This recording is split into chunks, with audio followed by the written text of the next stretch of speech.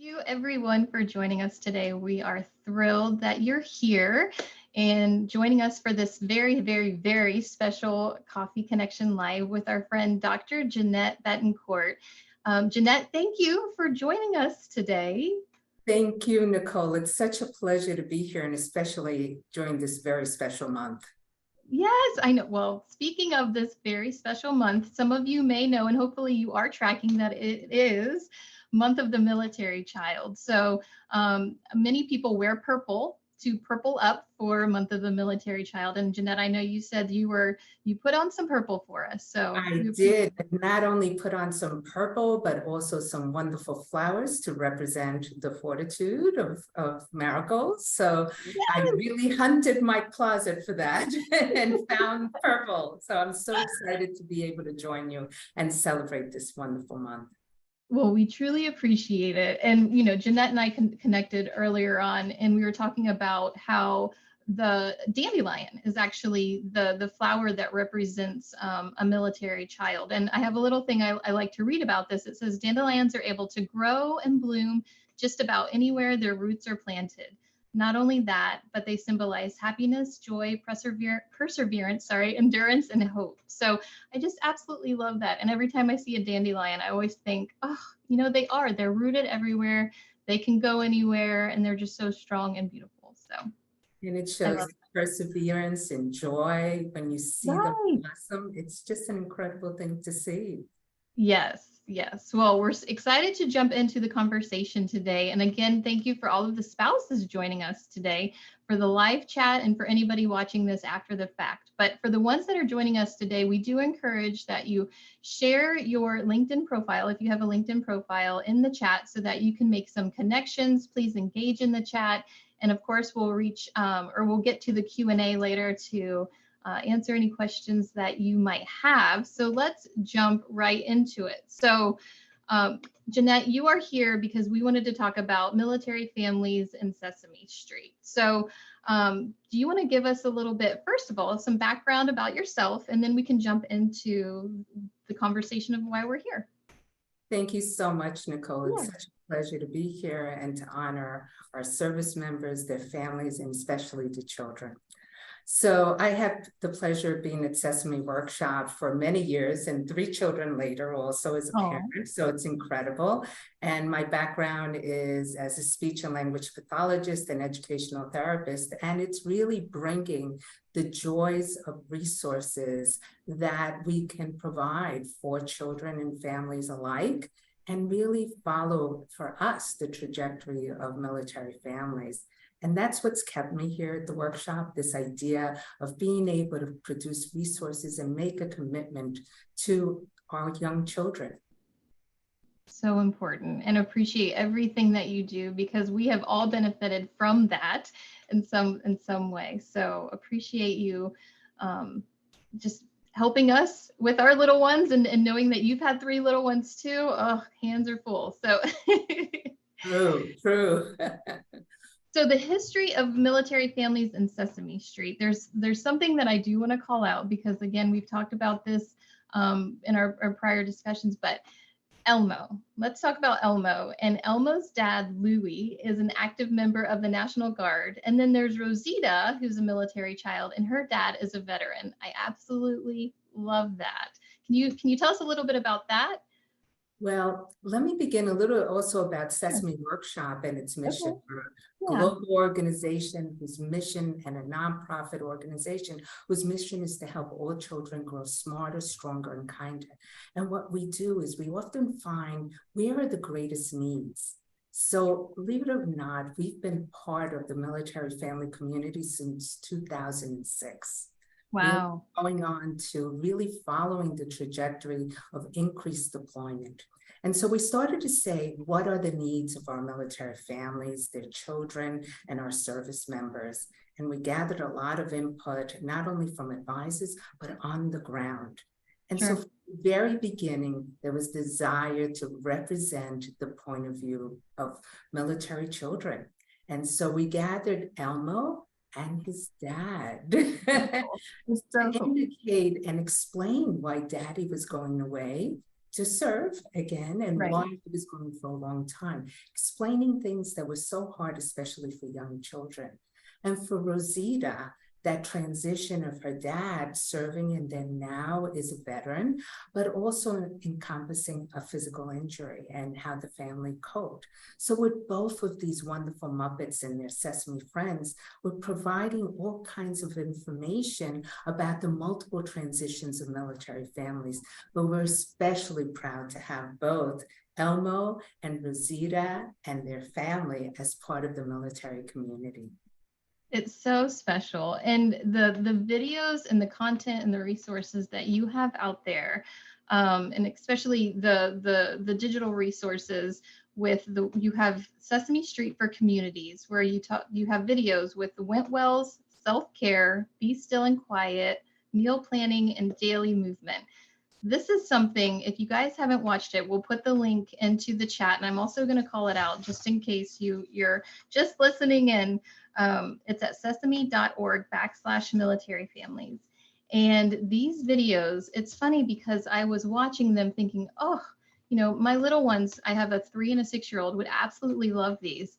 But then I'm like, I got so much out of it too. So can you tell us a little bit on the why of why you, the team there, created these videos and these resources? Nicole, I think you just modeled what we're trying to do. So Yes. the idea is that what we've done is create a variety of resources. And in this case, it's creating 5 videos. And we've had the generous support from Amazon Web Services to do so. Okay. And in this case, it's 5 videos that are looking at what we call self-care.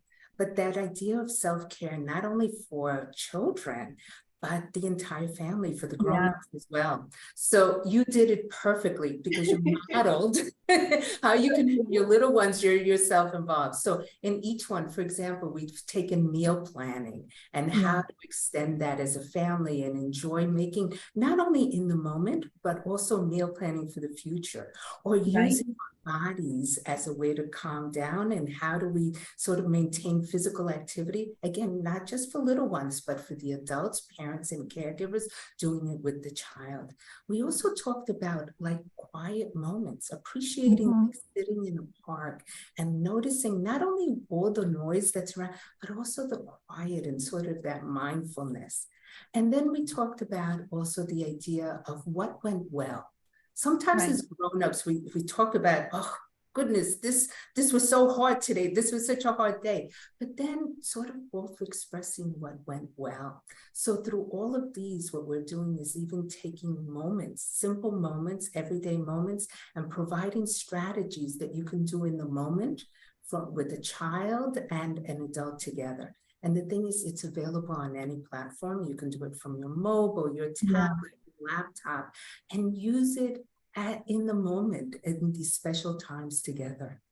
Yeah, absolutely. It's so sweet because I watched the Be Still and Quiet with Elmo and his dad, and I had my little ones watching it with me. And then later on that week, we had a beautiful sunset, and my little 6-year-old was like, "Mom, just look at the colors." And I'm like, "Oh, we're doing something right." But it's those types of reminders that they need, that we need. So I want to make sure everyone definitely checks out these videos and the resources that are out there. So let's talk about Sesame Street for military families and what's out there.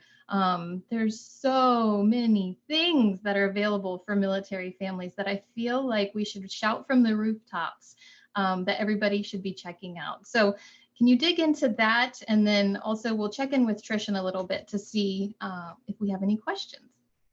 Yeah, what is so nice is that because we've had such a relationship with the military community, and particularly, I'm so happy we're here together, because to be involved with military spouses and hear their point of view, that's why we're doing these and the kind of resources that we have. So everything that we're placing for military families, it's what we're hearing our needs. So we described the self-care, but we have a whole bunch of other resources.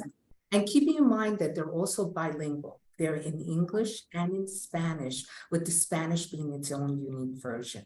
So we have information, for example, on how to stay connected, how to keep healthy habits, how to do in terms of really transitions along the way. For example, going from PCSing, and we'll talk about that in a second because that's particularly meaningful. But this idea that we're also celebrating moments. How do you celebrate birthdays, particularly when you may be separated? So all these ways to keep connected, but also doing very simple activities that, again, as you described, Nicole, model for grown-ups and children alike to do in the moment. We also like to look at changes, for example, transitions in health. We know when we are transitioning or PCSing and moving from one location to another, one of the things is how do we keep connected with our healthcare and how to manage that. But I think also very relevant to today's moments in these months is PCSing. And we have a wonderful, and it was really, it's called the Great Moving Adventure. And I'll describe why we learned so much from doing this piece on how do we help young children and their families sort of physically transition from one location to another. We discovered, first of all, that it's so important for young children to prepare them ahead of time. And when we first started this, we were doing it rather serious and saying, well, there's a first step, you know, you prepare beforehand, and then as you're moving, and then when you move, we were being very formal. And then we realized when we were testing this and finding out that both children and adults were really taking it the same way. And so what we discovered, what better way to do this? And we created what we call the Great Adventure, making that transition an adventure. How do you prepare beforehand, and talking about it ahead of time? But also, how do you make it an adventure where children are sort of describing what they're moving to? What are the things they're moving into their new location? How are they packing it? Where is it being placed? How do they stay still connected? And then fun activities that they can do as they're actually moving, they're transitioning. And then also how they make that special new place very special, new, but also how do you keep connected from where you were before? Because now in today's time, that's entirely possible. So it's not only available through sesame.org/military families, but it's also an app. And so you can download the app and again, take it with you as you're doing these multiple transitions. And the most important thing is talk about it. Don't leave it to the last minute. Military families are wonderful about preparation. You're always on the go and doing it so well. Include the little ones in that, because sometimes we want to protect them and we won't speak about it, but it's better that you do so and let them ask all the questions that they want. Well, and this is perfect since PCS season is upon us. And this is something, like you said, we can prepare for. We can download the app and check it out and start those conversations with the little ones. So I'm excited. I'm going to definitely, we're not PCSing this year, but I am downloading it soon because those conversations come up even with the little 3-year-old. You know, we just moved here a couple months ago, but the questions are coming. Where are we going next? So, you know, And you can actually take that last part that you've moved already and use some components of that. And then the other thing that we also have is how do you transition from active military life into civilian life?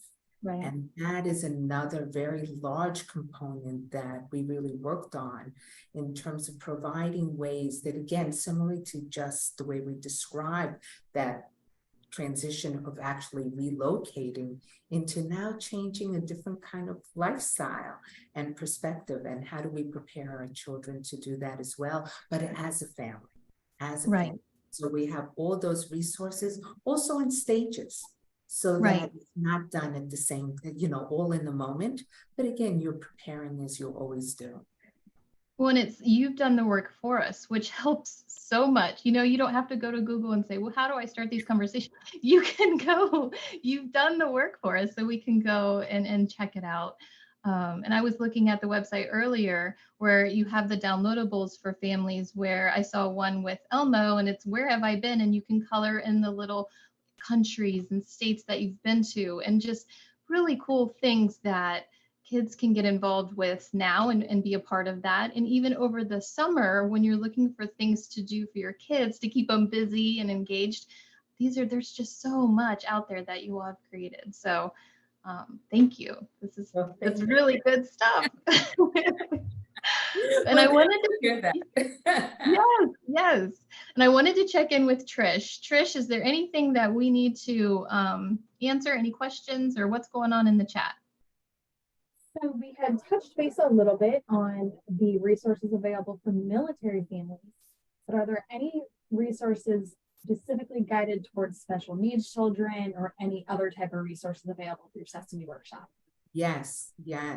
So we have quite a comprehensive amount of resources for autism. We have a wonderful Muppet, Julia, who's 4 years old, and she is autistic.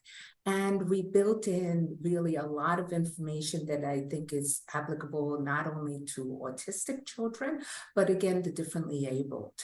It applies all these wonderful storybooks on appreciating and celebrating our differences, but also what we have in common. And I think when we're looking at those that are differently abled, we tend to look at the differences rather than the similarities, but it's how we see amazing in all children. Then we also, one of the things I mentioned, the healthcare transitions, there's actually quite a bit there on keeping information relevant, especially for those that have special needs, children, because that's an extra layer in terms of transitioning. So those resources are all there. You can go to, again, go to the site that we set, sesame.org/military families, but you could also go to sesame.org/autism and come out, and you would have all those resources as well. Thank you. Trish, is there anything else out there? That's it for right now. We have one or two other questions that kind of will flow as we continue. So we're good. The one big thing was everyone was very surprised and grateful that you guys have done this with us today. So thank you again. And we're excited to continue to learn about the resources that you all are providing. Oh, excellent. Thank you, Trish. And Jeanette, as you were talking about transitions and transitioning out of the military, and noting that military spouses were always transitioning from location to location, and that can be a little challenging. I did want to make a quick plug that the USO does have a transitions program where military spouses can get connected with a USO teammate that will help them find what they're looking for as they're seeking employment and education and everything like that. So that's uso.org/transitions. And I believe, yep, Trish is putting it in the chat. So make sure to check that out as well, for those military spouses that are just out there saying, I just need a little bit of help as I'm transitioning from location to location, because we get it. We definitely do. So, okay, Jeanette, I'm taking a look at the notes that I wanted to make sure we touched on. So I know that, Sesame Street is just loved by so many. And why do you think that is? Why Sesame Street? Why do we always just have that warm place in our heart when we think Sesame Street? I agree. And I've been here a long time, and I always have that same feeling. Yes. I think history, believe it or not, we're around for over 50 years. And what we find is that we had now parents who themselves have grown up on Sesame Street. So they have their experience when they were young, and now are sharing with their children.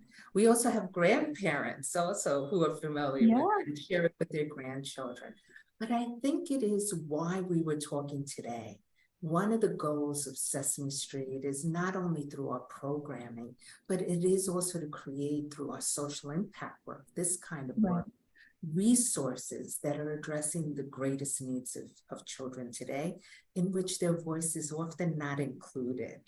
And so that idea that we could reach children through multiple platforms nowadays, through our Right. programming, through social media, through our YouTube, through all of these ways, through our books, and also these kinds of resources, we do several things. One, we connect with the important adults in children's lives, and that's not only parents and caregivers, but also key influencers. For example, teachers, the healthcare system, all of them, because they all influence our little ones.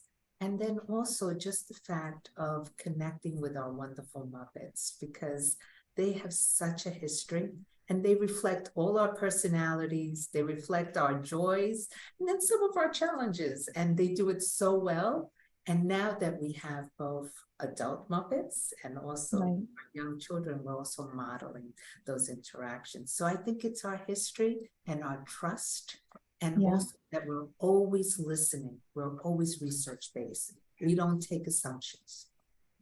I absolutely love that. As you were kind of talking about it, it made me think of that consistency too, of like the neighborhood of Sesame Street. You know, for us, that's a safe place because it's always there. You know, as we move around and change location to location, the neighborhood of Sesame Street, it's always the same, and you know, like that's a safe place. So cool. I love that. Yes, way to put it. Thank you, Nicole. Yeah. I mean, it's just, you know, it's that safe place that we can all go to, and it's a neighborhood that we all love, you know? So you can always go to Sesame Street if you're looking for some joy and you know, and you'll always learn something new, even as an adult, you know, and it's just very sweet. So I did want to also give a shout out to teachers. You talked about teachers. A shout out to any of our teachers out there. We couldn't do it without you. So thank you to all of our teachers out there. And wanted to get into some questions too from some of the registrants that are joining us today. So let's see here. A Fort Polk, Louisiana mom wanted to know additional resources, or if you could call out or talk about any additional resources you have available for toddlers. I know we've talked about kind of different age groups and everything, but for the toddlers out there. Yeah. So also on, again, the site that I was referring, sesame.org, you can go in, and what you will find is that there's resources on a couple of different things. One, we have developmental milestones. In other words, what should our 1-year-old be doing? What should our 2-year-old be doing? And we also have fun storybooks that actually track those milestones. So it's reflected through our Muppets, through a storybook. Then also a lot of what we even talked about, the 5 videos that we started off with self-care, they're actually designed so that, believe it or not, they have an age range of around 2 years old to, believe it or not, 8 years old. We find that kids really connect. Sometimes the older children are doing it with their siblings, their younger siblings. So this idea of many of the resources that we're speaking about, even the app we discussed, do have in mind the toddlers. And again, it may be ways that you simplify it slightly, but again, the same content is enjoyed. And again, modeling for grown-up and little ones alike. And they say that at the toddler age, that's like the crucial time of them kind of taking in information, right? Like that's it's such a, you're right, Nicole. It's such a there's this wonderful transition. I often hear parents, and I'm sure you've experienced it as well, when little ones are in that toddler range of 2 years old, they're kind of getting very independent. They're showing their personality. And one of the things to keep in mind is that they understand so much more than they can actually verbalize using words. So always keep in mind that they understand a lot. It's sometimes they have a little more trouble sort of using the words because they're learning all these words, not because they're late, they're just learning them. And so sometimes they show you rather than tell you. Right. So that's something to think about. That's something to think about and sort of know in terms of toddlers. And it's a wonderful age, but they're really showing their personality. Yes. Oh, I love our toddlers. So we have a parent from Michigan would want to know what resources are available for kids with major life changes like PCSing. So we kind of went into that too with the app. Anything else out there that we could talk about? You know, we do tackle some tough topics, as I mentioned. If there's an injury, visible or invisible. We've also tackled the transition often around caregiving.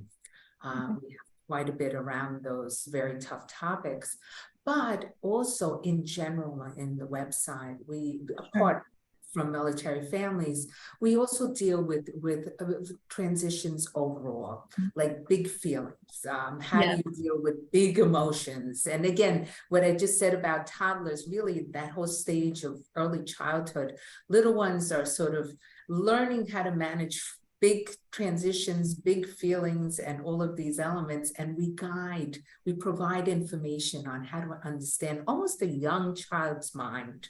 So all of those resources are there, and they're again both in English and in Spanish.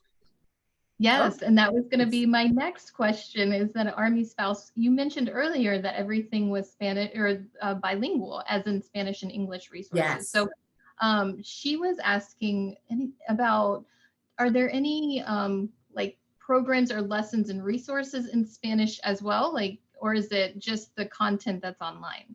Well, everything we've discussed is actually every single video, every single printable or storybook that we talked about is both in English and in Spanish. That's incredible. And what I love, and I for anyone who is a Spanish speaker or bilingual speaker, we don't just translate, we version, meaning that not a literal translation, it's a version.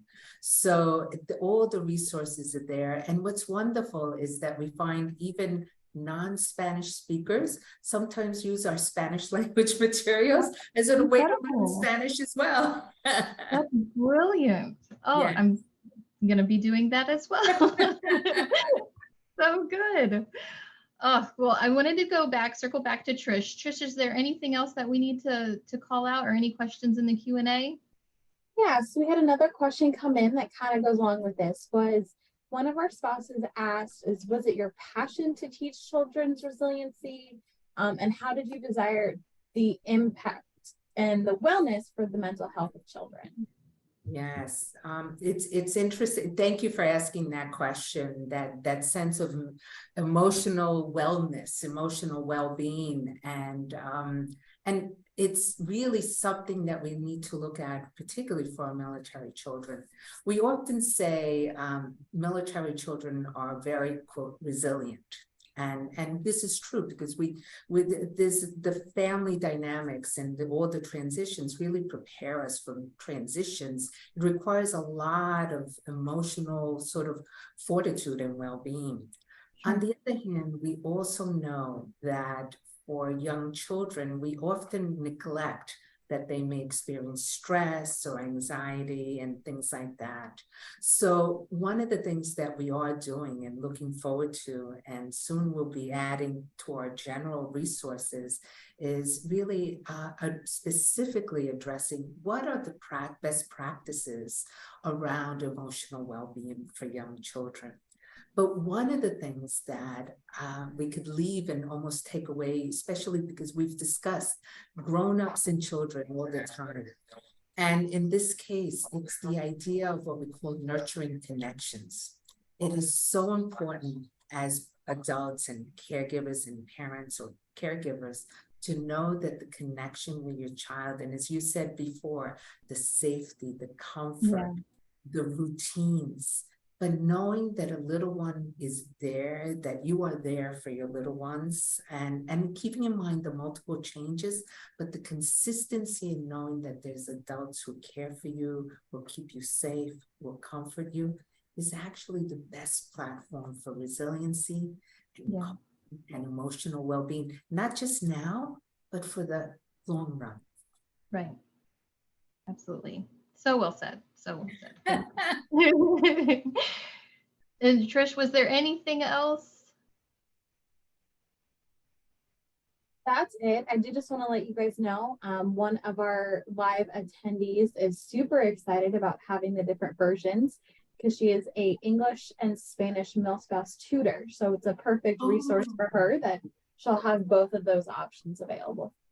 that's wonderful. One of the things that I would also highlight is that we have a lot of digital storybooks, as we know, enjoying sort of a book with a little one and all of these issues that we talked about.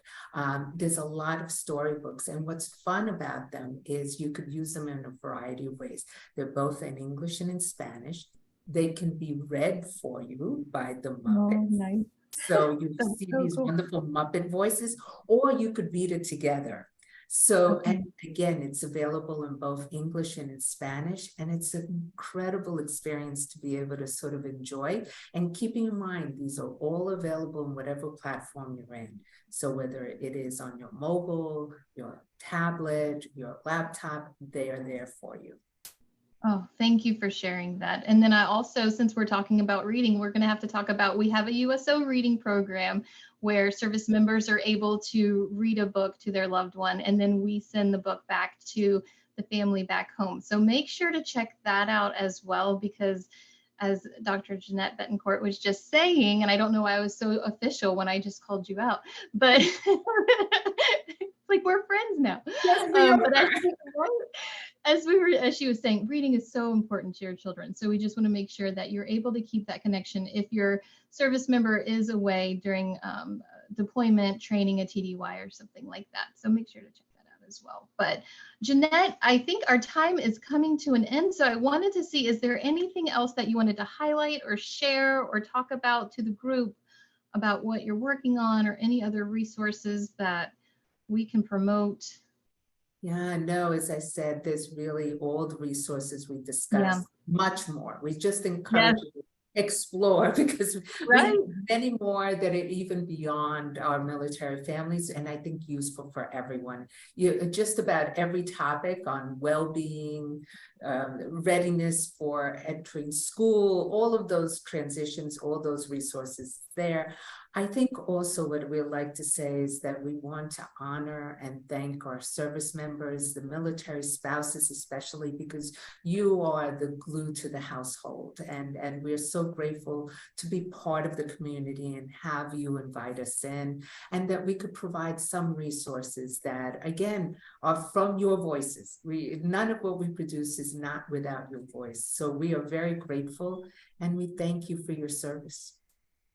We appreciate you so much and spending some of your day with us, and happy month of the military child to all the littles out there.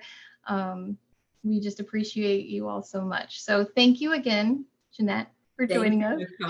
We have loved working with you and your team, and hope you all enjoy the rest of your day. Thanks, everybody. Thank you. Bye-bye.